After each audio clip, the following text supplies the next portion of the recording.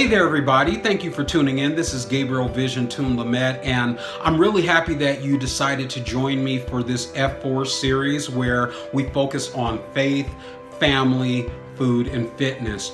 And today we're going to really be touching on the mindset of family as well as faith all at the same time. Right now, my heart is completely heavy and devastated. It was terrible news to hear about what happened to the gentleman, George Floyd, and how he was literally murdered by someone in law enforcement and was treated in a very neglectful manner. And it cost him ultimately his life, which is such a terrible thing. And then from there, things have escalated even more into rioting throughout our country. And for me, being a person who grew up during the times of the LA riot, I was not a baby, when that took place. I was in my teens. And to know that, I think of the emotion that I had at that time being a teenager during the riots. I remember the helicopter that was going in circles, and that helicopter happened to be the actual one that was filming the person, Reginald Denny, who got pulled out of his truck and beaten by rioters. And I remember that emotion. I remember the night that the riots broke out in LA, they called a meeting at the church, and we hopped in the car with my mother, my brother, and I, and we're going down the street, and I just remember feeling so terrified, looking into the sky, and the whole sky was orange. And all of the buildings that I had driven past so many different times now had a new meaning because they were in complete flames. I also am reminded of the first night that I had to go to sleep during the riots. I was scared somebody was going to come inside of my house and do something to me.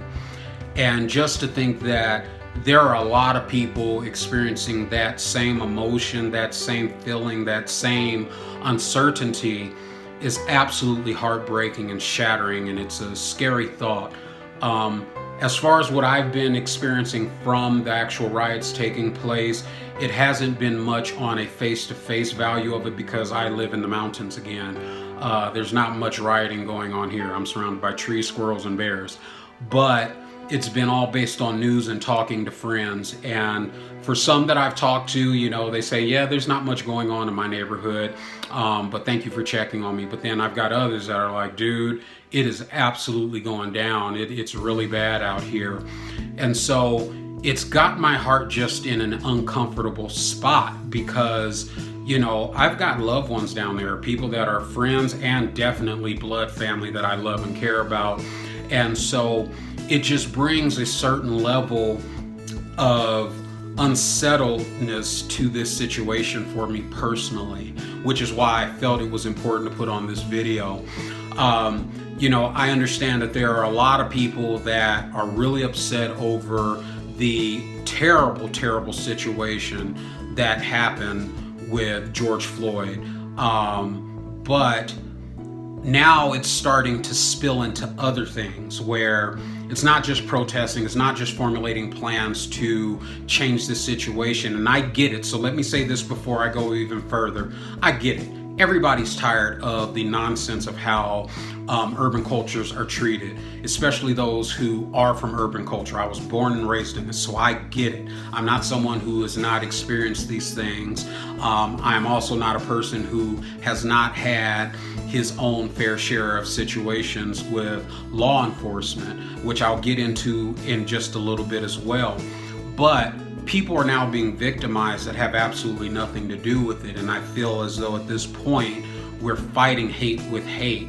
And that's not going to do anything. You don't put out fire with fire. That just makes no sense. You have to get something that's opposing to get it out. Even though fire is frustrating, even though fire is very damaging, even though fire can kill, even though fire can destroy everything around you, you still don't fight fire with fire. And a lot of people have lost sight of that. In addition, some people have used this, I feel, as their opportunity just to have a come up. I saw on the news a gal was there and she had her microphone saying, "Why are you guys doing this? Why are you guys doing this?" Nobody could stop and answer her because they were laughing and joking and grabbing as much as they could. And it was like they were having a shopping spree and they were just the happiest people on the planet. Where does that benefit a lost soul that was taken from us? And how are we honoring his death by doing this? Some people are just plotting to use the power of numbers to have personal gain, which has absolutely nothing to do with the unjust situation that has taken place. And another thing that has really just lied heavily on me within this is a lot of people have said that this has to do with racism. And in a lot of ways, it can have a lot to do with that. So I'm not going to discount that whatsoever. However, just as I was saying before about not fighting fire with fire, it also comes down to a factor of we can't fight racism with racism. You know, some cops have done some bad things. There have been a lot of cops, obviously, over the years who have done a lot of things that were not by the book and they didn't serve and protect. However, all law enforcement is not like that. There have been law enforcement people who truly want to save and serve their communities and will put their lives on the line to do that. And I feel for some of us, we have lost sight of that. When I said earlier that, yes, I've had some bad run-ins with law enforcement. The first time I was ever pulled over was because a person saw me in a good neighborhood and they pulled me over, had me get on this wet grass, crunch my fingers together. All these squad cars came over and then they searched my whole vehicle. And then when I asked, what was this about? Because I was young when this took place, so I was just terrified. They said, "Oh, we got reports that somebody that lives in your building didn't show up for court." And because I was a kid, I didn't really, not that I was a kid, but I was a young adult, I didn't really understand how much that made absolutely no sense. Or the fact that I was on a freeway one of those times back when I was self-employed and a police officer rode on the side of me, looked at me, then got straight behind me, then pulled me over and wanted to search my whole vehicle. And all he found in my vehicle was actually flyers that I was delivering to a church for a new church meeting that they had coming up. And he said, "Oh, I got reports of there being a van in this neighborhood that was trafficking drugs," which was complete nonsensical. And so I've had those experiences. However, I have seen where law enforcement has been an aid and a friend in different situations, especially here at camp. One of my dear friends is a police officer and I love him dearly. He has shown me levels of love that I will always appreciate.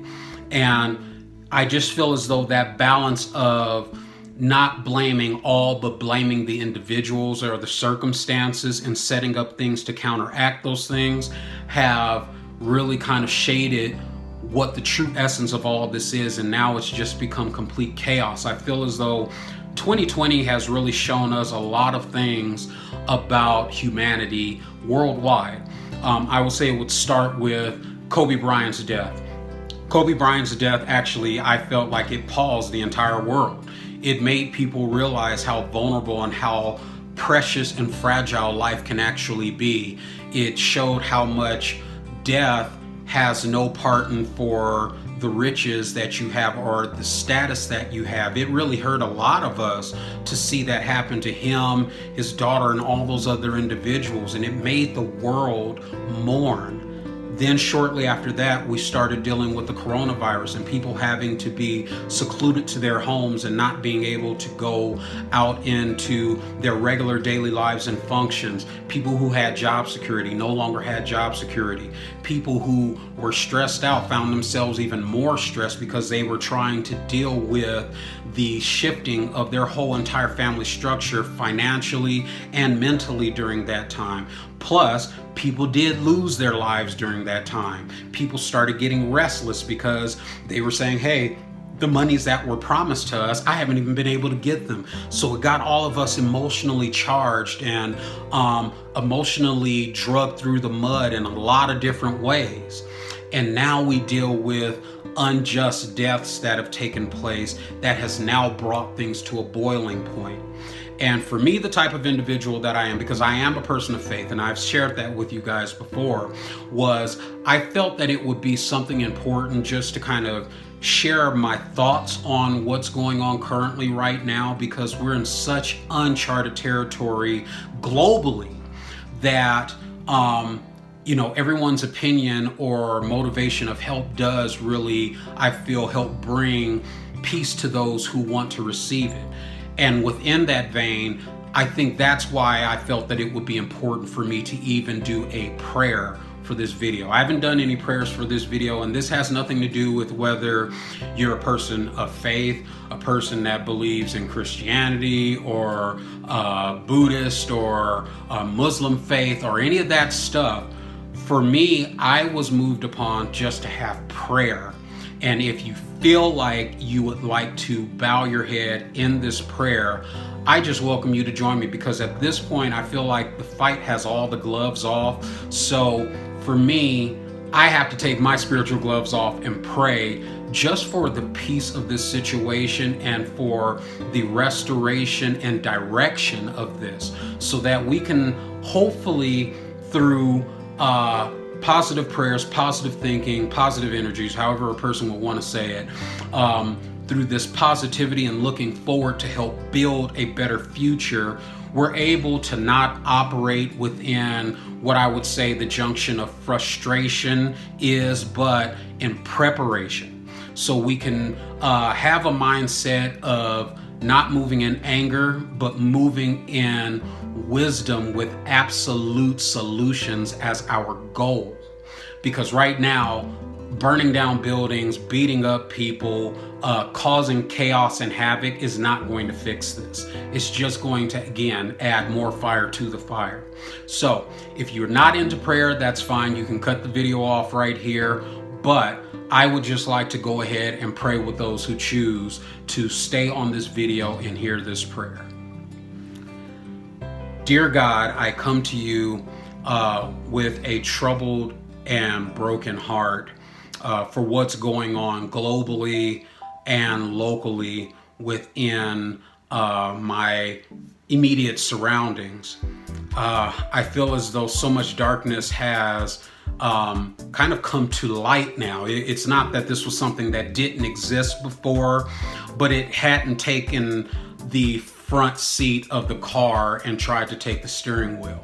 It's something that had been in the back seat for quite some time, things that people had learned to live with, deal with, but now all of that has come to a head, and instead of the giant being slain, it's been able to sleep, and now it's awake and it's terrorizing our everyday lives, our everyday freedom, and our everyday perspective. God, I pray that you provide us with the peace and solution that is needed to be able to change the tides of this. I believe that within all of this madness, you're still in the midst, and I depend on you to help bring resolve and help bring peace and help bring resolution and positioning the right people at the right times to really be able to combat this. This will not be able to be fixed overnight, God. I understand that. It may not even be fixed within my lifetime, but I do pray that those steps get put in motion. People look at this situation with the right lenses so that we can get ourselves in the position to repossess what has been taken from us all of this year. I ask that peace be restored. I pray that wisdom be given. I pray that joy somehow is able to be injected within everything that's taking place. I pray that those who are using this as a ploy to take advantage of people at their weakest state, I pray that you convict them. Let them no longer feel right about what they're doing. Remind them of something that will allow them to stop in their tracks. Let the person that doesn't usually speak up to them suddenly speak up to them, and that be the words needed to stop them from making a bad mistake. I pray that you protect the families of those that are there, that are scared, that are in the midst of this. I pray that innocent people Stop being victimized within all facets of this, from police brutality all the way to hood fighting and just brutality on every level. I pray that everyone gets an opening wake-up call with this situation, and it allows for them to really and truly take a look at, what am I adding to this and what am I subtracting from this? How do I make this better, or how do I make this worse?